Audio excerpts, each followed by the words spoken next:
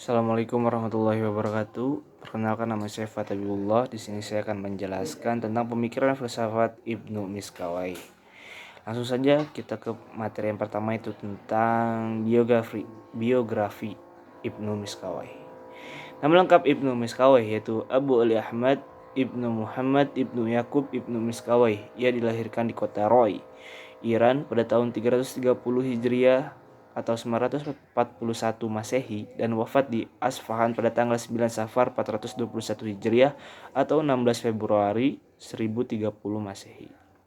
Sejarah hidup tokoh ini tidak banyak diketahui orang. Para penulis dalam berbagai literatur tidak mengungkapkan biografinya secara rinci.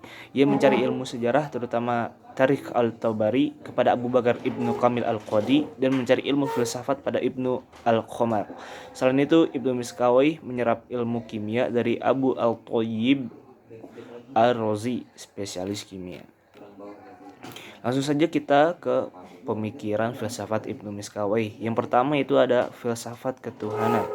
Tuhan menurut Ibnu Miskawai ialah tidak memiliki jism, azali, esa, dan sang pencipta. Menurut pandangannya, ia menyatakan bahwa Tuhan ialah zat yang esa dan keberadaannya tidak tergantung oleh keberadaan lain. Ia adalah zat yang tidak membutuhkan apapun, tapi ia dibutuhkan. Lalu ada pemikiran yang kedua, itu tentang filsafat kenabian atau an-nubuwah. Sebagaimana Al-Farabi, Ibnu Miskawai juga menginterpresentasikan kenabian secara ilmiah. Usahanya ini dapat pula memperkecil keadaan antara nabi dan filsuf dan memperkuat hubungan dan keharmonisan antara wahyu dan akal. Menurut Ibnu Miskawai, nabi adalah seorang muslim yang memperoleh hakikat-hakikat atau kebenaran karena pengaruh akal aktif atas imajinasinya. Hakikat ini diperoleh juga oleh seorang filosof. Perbedaan hanya terletak pada teknik memperolehnya. Filosof mendapatkan kebenaran tersebut dari bawah ke atas, yakni dari daya indrawi naik ke daya khayal dan naik lagi ke daya berpikir, yang dapat berhubungan dan menangkap hakikat-hakikat atau kebenaran dari akal aktif. Sementara itu, Nabi mendapatkan kebenaran diturunkan langsung dari atas ke bawah, yakni dari akal aktif langsung kepada Nabi sebagai rahmat Allah.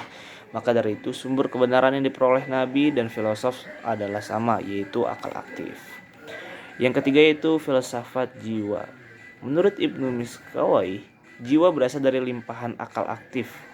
Jiwa bersifat rohani, suatu substansi yang sederhana yang tidak dapat diraba oleh salah satu panca indera. Jiwa tidak bersifat material. Ini dibuktikan Ibnu Miskawai dengan adanya kemungkinan jiwa dapat menerima gambaran-gambaran tentang banyak hal yang bertentangan satu dengan yang lain. Lalu ada filsafat akhlak atau etika. Ibnu Miskawai merupakan pemikir Islam yang pemikirannya yang terkenal ialah masalah akhlak atau etika. Pemikirannya mengenai akhlak ini merupakan gabungan dari banyaknya pengetahuan yang ia peroleh, namun tetap berlandaskan pada ajaran agama Islam, yaitu berdasarkan Al-Quran dan hadis. Lalu untuk materi selanjutnya, yaitu ada pengaruh pemikiran filosof Ibnu Miskawai terhadap perkembangan pemikiran Islam.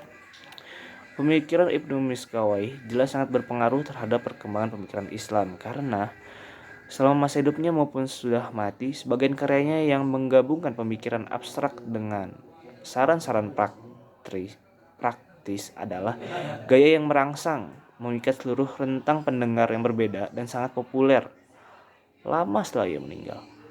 Pemikiran Ibnu Miskawai membawa filosof yang salah satunya adalah Ibnu Sina yang terkenal dengan ahli kedokteran. Tetapi pengaruh pemikiran yang diadopsi dari Ibnu Miskawai adalah tentang kenabian, yang mana Ibnu Sina juga berpendapat bahwa Nabi bertitik tolak dari tingkatan akal. Pemikiran Ibnu Miskawai memberikan pengaruh terhadap pemikiran perkembangan Islam, terutama tentang pembahasan proses penciptaan alam dan filsafat akhlak atau moral. Bahkan definisi akhlak yang dilontarkan keduanya relatif sama. Namun di sisi lain, Ibnu Miskawai menolak segala bentuk kehidupan al-mutawahhid atau pertapaan, karena menurutnya hal tersebut dapat menyebabkan terlambatnya syiar keagamaan seperti sholat Jumat, haji, dan yang lainnya yang menyangkut kehidupan yang berhubungan dengan orang lain dan juga yang bersifat sosial.